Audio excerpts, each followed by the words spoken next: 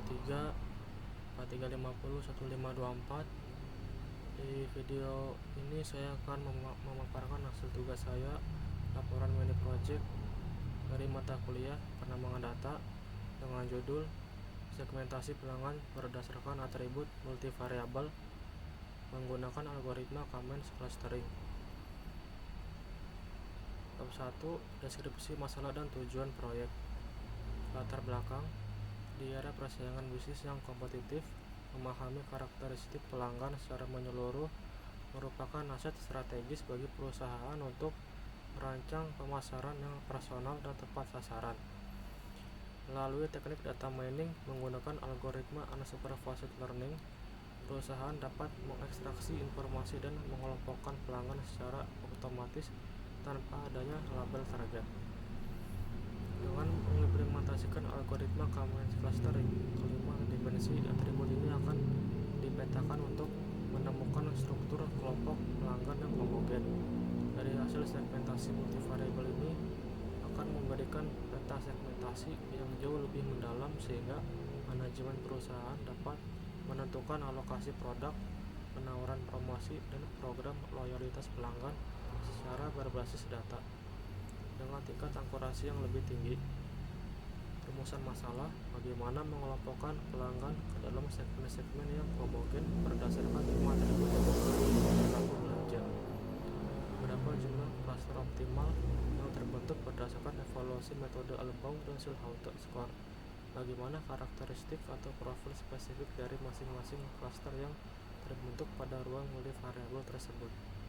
Tujuan proyek: membangun model klasterisasi multivariabel menggunakan algoritma K-means clustering pada data profil pelanggan. Menentukan jumlah pembagian kelompok terbaik menggunakan parameter metrik internal. Mengidentifikasi ciri khas dan perilaku dominan setiap segmen guna merumuskan rekomendasi strategi bisnis operasional yang relevan. Manfaat proyek: proyek ini diharapkan dapat memberikan kerangka kerja praktis bagi mahasiswa teknik informatika dalam menyelesaikan studi kasus segmentasi data berdimensi tinggi menggunakan K-means yang dipadukan dengan prinsipal komponen analisis atau PCA. Bagi pelaku usaha, hasil proyek ini menyajikan wawasan mendalam mengenai perilaku segmentasi pelanggan demi efisiensi kampanye pemasaran. Bab 2, pengumpulan dan deskripsi data. Sumber data. Dataset yang digunakan dalam proyek ini adalah customer segmentation dataset yang diunduh secara publik melalui platform Kaggle. Di sini ada link untuk melihat datanya. Dataset ini berisi data historis pelanggan yang dikumpulkan oleh sebuah perusahaan penjualan untuk memetakan strategi pasar baru. Karakteristik dataset. Di sini ada 5 variabel. Ada variabel age, tipe data integer, keterangannya usia pelanggan dalam tahun. 2, ephemerid, tipe data kategorikal, keterangan status pernikahan pelanggan. Ketiga, ada work experience, tipe data integer, pengalaman kerja pelanggan dalam hitungan tahun. 4, family size, tipe data integer, jumlah anggota keluarga yang menjadi tanggungan pelanggan.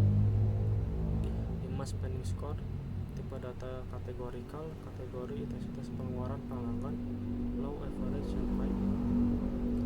Total data analisis 200 sampel data terfilter.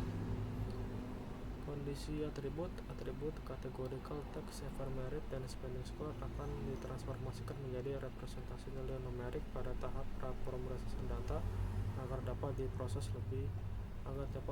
oleh algoritma berbasis jarak. 3, eksplorasi dan prapemrosesan data. Eksplorasi data awal. Eksplorasi awal dilakukan untuk memahami karakteristik sebaran data. Mayoritas pelanggan berada pada rentang usia produktif antara 25 hingga 45 tahun. Distribusi data work experience memiliki kecenderungan positif yang tinggi, di mana sebagian besar sampel memiliki pengalaman kerja di bawah 5 tahun. Namun terdapat ekor data yang memanjang hingga di atas 10 tahun. Variabel spending score didominasi oleh kategori low, diikuti oleh average dan high. Penanganan missing values.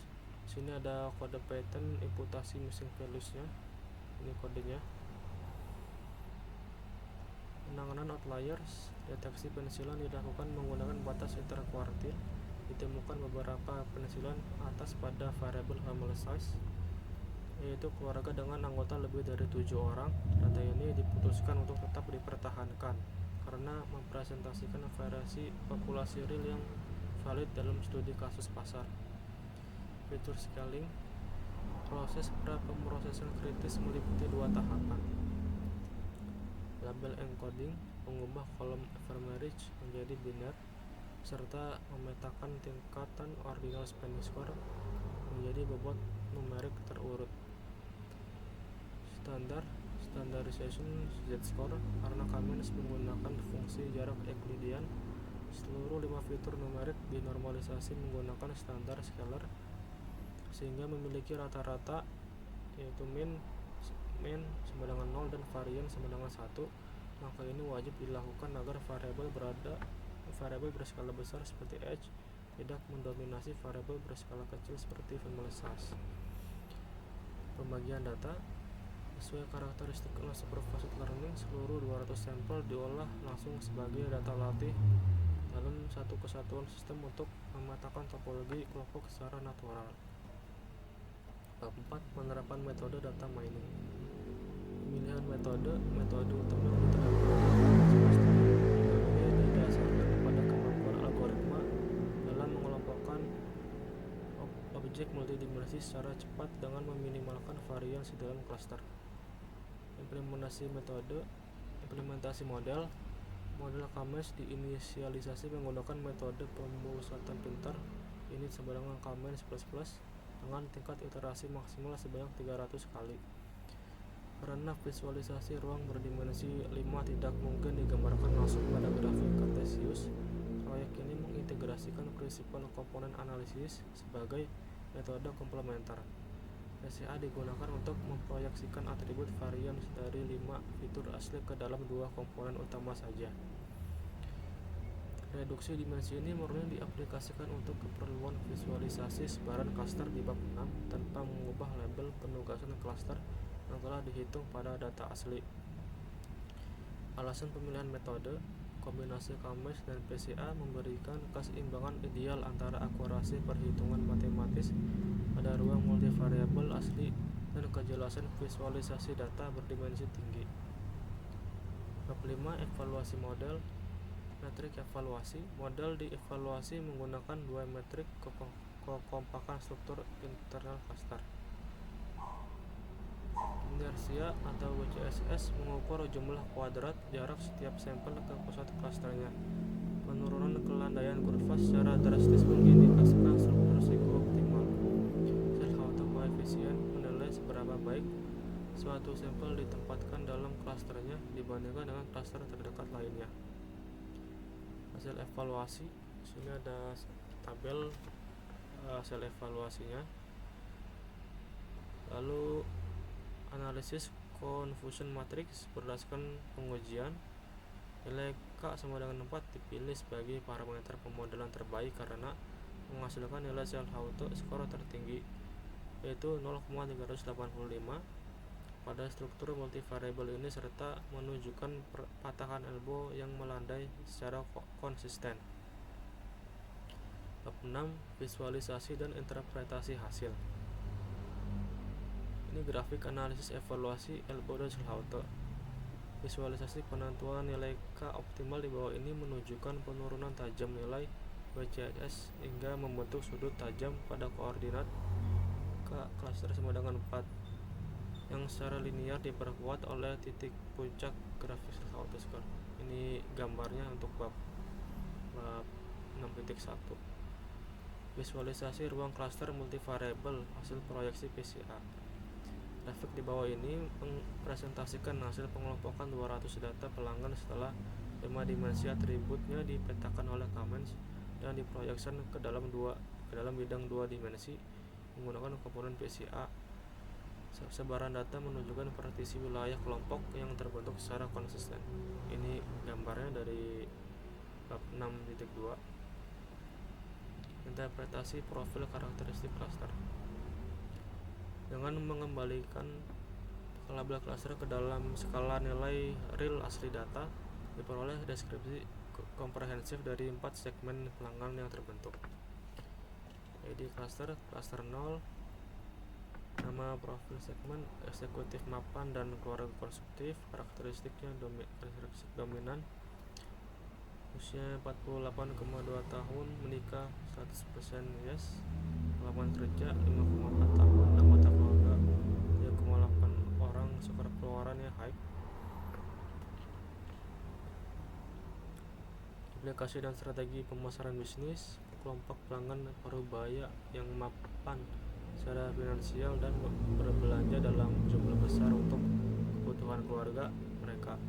Strategi kampanye produk premium, asuransi mobil keluarga, dan layanan VIP penjemputan belanjaan. Klaster 1, muda profesional dan lajang hemat. Usia 29,5 tahun, menikah 0%, tidak, pengalaman kerja 2,1 tahun, anggota keluarga 1,2 orang, skor pengeluaran low. Kelompok anak muda yang baru merintis karir mandiri, lajang, dan sangat berhati-hati dalam mengalokasikan pengeluaran. Strategi program cicilan bunga 0%, diskon produk teknologi, dan penawaran paket kamar. Klaster 2, senior matang pasif, usia 58,7 tahun, menikah 85% ya, pengalaman kerja 8,9 tahun, anggota keluarga 2,1 orang, skor pengeluaran low. Kelompok pelanggan lansia atau menjelang pensiun dengan pengalaman kerja tinggi namun aktivitas belanjanya sangat selektif dan pasif. Strateginya penawaran produk kesehatan, suplemen, paket wisata relaksasi, dan jaminan layanan purna jual yang mudah. Klaster 3, keluarga muda impulsif, usia 32,1 tahun, menikah 60% yes, pengalaman kerja 4,2 tahun, anggota keluarga 4,1 orang, skor pengeluaran average. Kelompok keluarga baru dengan anak-anak kecil yang memiliki tingkat pengeluaran moderat hingga tinggi untuk memenuhi tren harian. Strategi promo paket bundling mainan anak, diskon supermarket bulanan, dan voucher taman hiburan keluarga. Interpretasi hasil klasterisasi 5 dimensi membuktikan bahwa status pernikahan dan ukuran keluarga memiliki pengaruh multiplikasi yang kuat terhadap skor belanja. Pelanggan yang telah menikah dan memiliki jumlah tanggungan keluarga besar, yaitu pada klaster 0 dan klaster 3, terbukti mengantongi nilai transaksi akumulatif yang jauh lebih tinggi dibandingkan kelompok pelanggan lajang, yaitu pada klaster 1, meskipun secara usia kelompok lajang dikategorikan sebagai kelompok usia produktif. 7. Kesimpulan dan saran. Kesimpulannya, metode pemodelan data dengan melibatkan 5 variabel, yaitu usia, status pernikahan, pengalaman kerja, jumlah anggota keluarga, dan skor pengeluaran, menggunakan Kamen sukses membentuk 4 segmen profil pelanggan yang berkarakter unik dan kontras. Evaluasi internal menunjukkan bahwa pembagian klaster 4 klaster merupakan keputusan model yang paling representatif dilihat dari nilai Silhouette score dan visualisasi persebaran spasial berbasis PCA yang terpisah secara konsisten.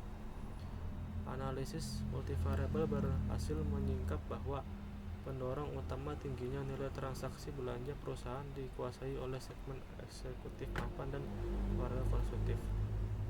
Saran pengembangan: memperluas permodelan dengan algoritma klasterisasi berbasis hierarki untuk membandingkan tingkat presisi kedekatan pengelompokan objek, menambahkan fitur transaksi untuk mengukur tingkat loyalitas pelanggan secara berkala. Berikut ada kode Python ya.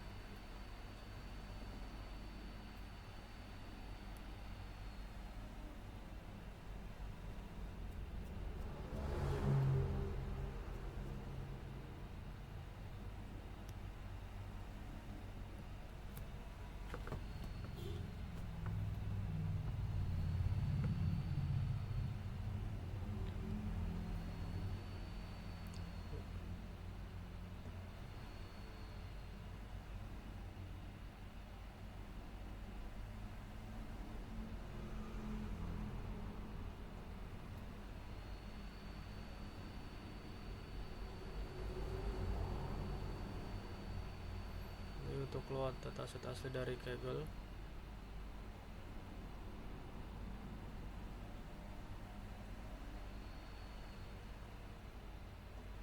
Lalu ini ada implementasi bab 3 didik 2 untuk penanganan missing values.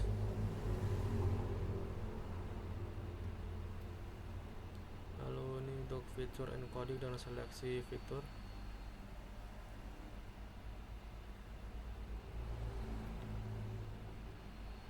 Ini fitur scalingnya.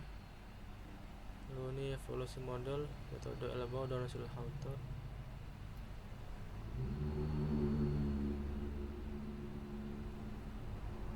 Ini untuk gambar pada bab 6, yaitu analisis metode Elbow dan hasil Hawthorne score dengan 5 variabel. Lalu ada penerapan model Kamens terbaik. Untuk reduksi dimensi menggunakan VCA untuk visualisasi 2 dimensi. Ini untuk gambarnya pada bab 6. Lalu ini untuk menambahkan rata-rata karakteristik cluster.